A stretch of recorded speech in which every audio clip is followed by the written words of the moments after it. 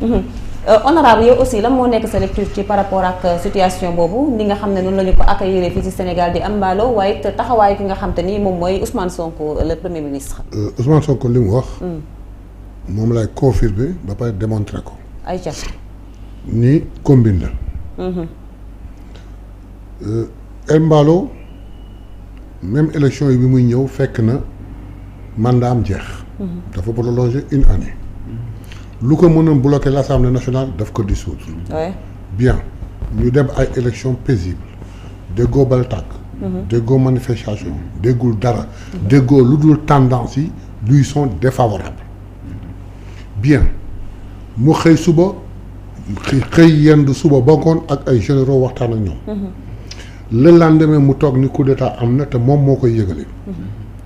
coup d'état opération bi jëkk su may ñëw di la def coup d'état li may jëpp mooy dem lay couper ak àddina bi. dëgg la couper nit ak àddina bi. article 1 mooy prendre son téléphone.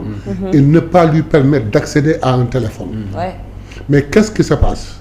C'est Embalo lui-même qui, de part avec son téléphone, a appelé Jeune Afrique.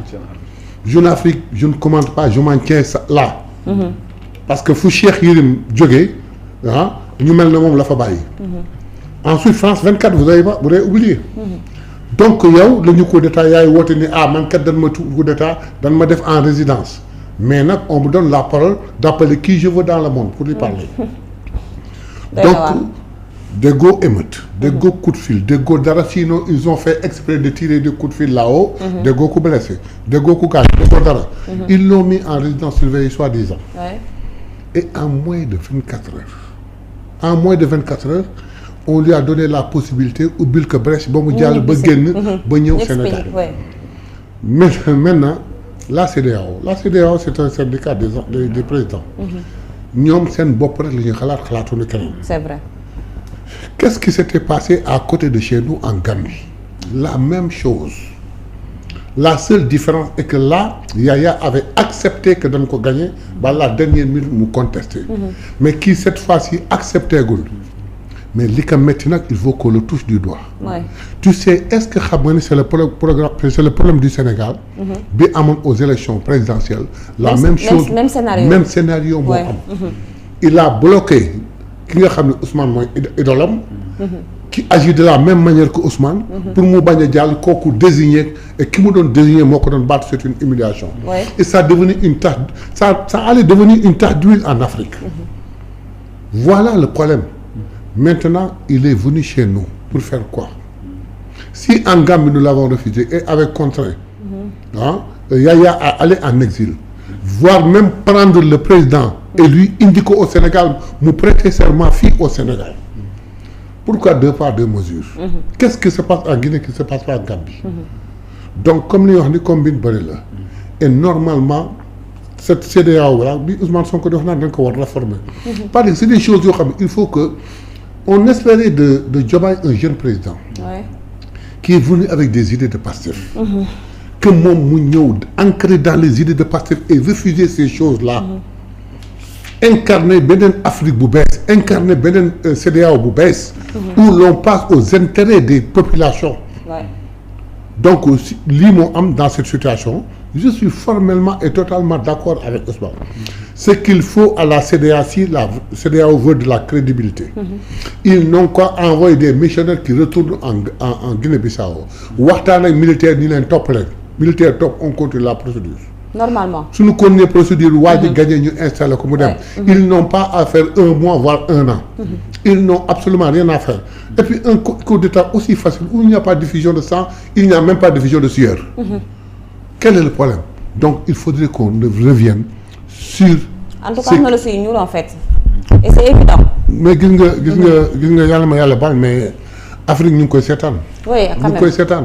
même scénario boobu mooy am président de la CEDEAO là. Crois-moi ces gens dinañ sànq Afrique tout à fait. te nag li ma ci métti mooy effort bu ñu doon def. pour am sunu indépendance africaine pour ñu am sunu autonomie mais je te jure ces présidents là ñu ngi koy yàq. En tout cas s'il faut léegi faire je ne sais pas 2 mandats. Au bout de son 2e mandat nga xam ne da ngay dem mënutoo dem nga yokk ci 1 an pour te préparer aux élections dissoudre sax assemblée.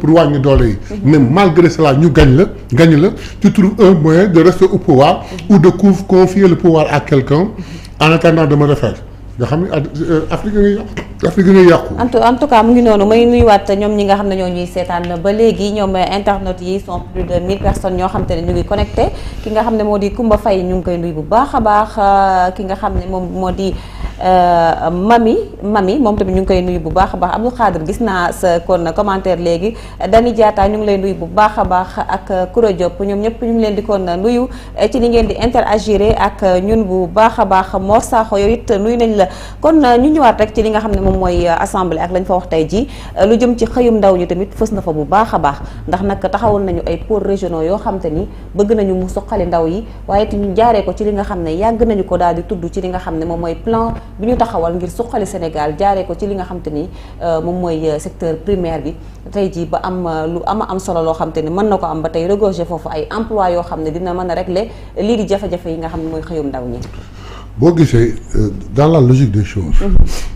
On a pensé que il faut créer des champions nationaux. Ouais. noo koy defee. par l'industrie par le bâtiment et autre chose. Ouais. noo koy defee il faut booster son agriculture. afin d'avoir assez de matières premières pour pouvoir le faire. Ouais. il faut on a zircon beaucoup de choses. Ouais, donc voilà. L'État en lui-même ne peut pas créer d'emplois sinon fonctionnaires te barewuñu. mais il faut créer les conditions ñu découper en région indi ay pôles régionaux. fexe nu ñu koy defee booster ko mu dem. le seul problème que Pastef a. mooy on a eu des idées. on les a bien calculées on les a bien établies. il n'y a qu'un seul fait mooy ñun dañu yaakaaroon ne bu ñu ñëwee. ñoom li ñu fi fekk dara baaxul mais yàqunu lu dul surface bi et au-dessus. D'accord. que suñu ñëwee même bu fekkee au-dessus baaxul on déblaye tout ñu commencer du tabax. mais malheureusement quand on est arrivé avec tous nos projets et tout on a trouvé le pays au 4e sous-sol. dëgg la de. il fallait que nga graver ko def ci gravage. def ga ba àgg niveau. alhamdulilah mais on a des experts. En moins d'1 an, le Premier ministre nous a présenté un plan de redressement économique et social. génn ko financé sur le plan endogène. Est-ce que on a touché aux subventions? Non. Le prix de l'eau, le prix de l'électricité, le prix du pétrole et consorts laaluñu ko. on est allé chercher des niches quelque part yoo xam ne. te il l'a toujours dit. qu'on peut élargir. on l'a fait aujourd'hui maintenant reste à booster à mettre en place les pôles. lancer les industries afin que le travail puisse être très facile. en tout cas mu ngi noonu muy nekk li nga xam ne moom Ousmane Alayji yow it la moo nekk sa xalaat ci par rapport ak plan boobu nga xam ne moom la ñu teg te bu ñu ko doxalee li nga xam ne moom mooy xëyum ndaw yi dina ci mën a jàpp bu baax a baax. waaw mais bien sûr mooy li du may wax rek. parce que xam nga dëkk moom. boo ñëwee nga yaakaar ne donc dëkk